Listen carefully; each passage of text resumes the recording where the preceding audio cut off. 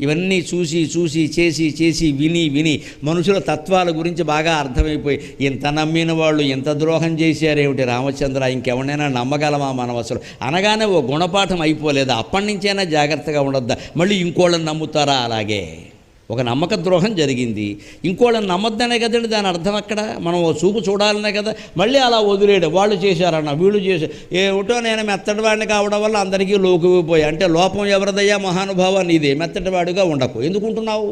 మెత్తదనం మార్చుకోవాలి. మంచిదనం పనికొస్తుంది. కలియుగంలో మెతకదనం పనికిరాదండి.